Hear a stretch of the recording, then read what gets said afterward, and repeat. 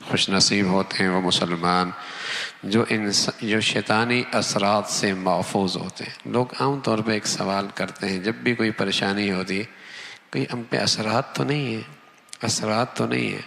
ہم انہیں کہتے ہیں کیوں نہیں اثرات؟ جب گناہ کیے تو شیطان کے اثرات تو ضرور ہیں، اثرات تو ہیں، شیطان کے اثرات تو ہیں، تبھی تو یہ ہو رہا۔ اب ہر چیز کا اثر پتہ نہیں، اثرات سے مراد پتہ نہیں کیا لیتے ہیں، لیکن شیطان کا اثر کا یقین نہیں کرتے کہ ہاں شیطان کا بھی اثر ہو سکتا ہے، شیطان کا بھی اثر ہو سکتا ہے۔ تو زندگیوں میں شیطان کا اثر ہوتا ہے، جب اللہ کی نافرمانی ہوتی ہے تو یقین ہے کہ اس پر شیطان کے اثرات ہیں، شیطانی اثرات ہیں اس وقت۔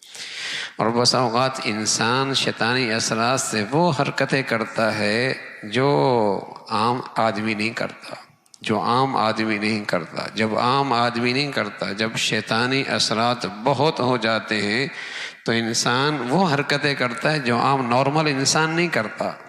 اس قدر شیطانی اثرات کا اس پہ اثر ہونے لگتا ہے، تو شیطانی اثرات ہوتے ہیں۔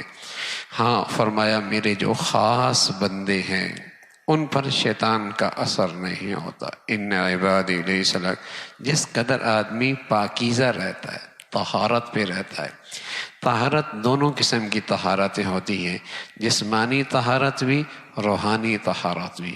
جسمانی طہارت کہ اس پر جسمانی نجاست کوئی نہ ہو، یعنی آدمی پہ غسل فرض ہے اور اس میں بلا وجہ تاخیر کر رہا ہے، عورت پہ ماہواری آئی، غسل کا وقت آ گیا لیکن بلا وجہ اس میں تاخیر کر رہی ہے، یہ جو نجاست ہے اس سے بھی شیطانی اثرات بہت تیزی کے ساتھ اس کی طرف آتے ہیں، اس سے بھی شیطانی اثرات بہت تیزی کے ساتھ اس پر آتے ہیں، اس لیے کہ گندگی اس کی غذا ہے، نجاست اس کی غذا ہے، گندگی نجاست اس کی غذا ہے، تیزی کے ساتھ اس پہ اثرات کرتا ہے۔ دوسری روحانی طہارت، گناہوں کی گندگی، گناہوں کی گندگی یہ بھی ایسی چیز ہے، یہ بھی شیطان کی خاص غذا ہے۔ کسی گھر میں ہو، کسی گھر میں ہو، کسی زندگی میں ہو، شیطان اس پر بھی تیزی سے قابو پاتا ہے۔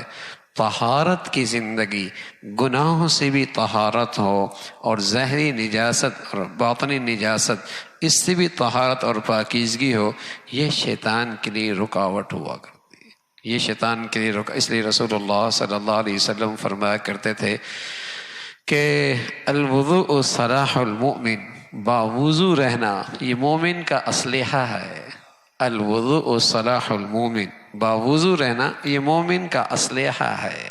ظاہر ہے جب آدمی باوضو رہے گا تو اس پر نہ تو غسل کی ضرورت ہوگی، تبھی تو باوضو ہو سکتا ہے، اس گندگی سے بھی پاک ہے۔ اور آدمی جب ہر وقت باوضو رہتا ہے، الوضوء صلاح المومن، اس کی برکت سے گناہوں کی گندگیوں سے بچنا بھی آسان ہو جاتا ہے، شیطانی اثرات سے بھی محفوظ رہتا ہے، گناہوں کے گندگیوں سے بھی بچنا آسان ہوتا ہے۔ الوضوء صلاح المومن، وضو مومن کا اسلحہ ہے۔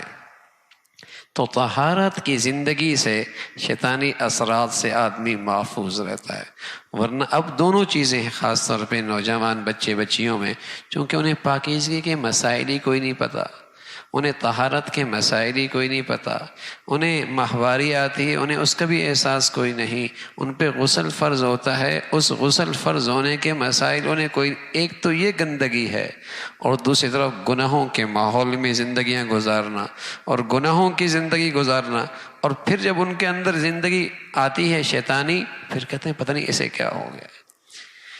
تو شیطانی اثرات ہوتے ہیں، شیطانی اثرات، اور وہ بہت گہرے ہوتے ہیں۔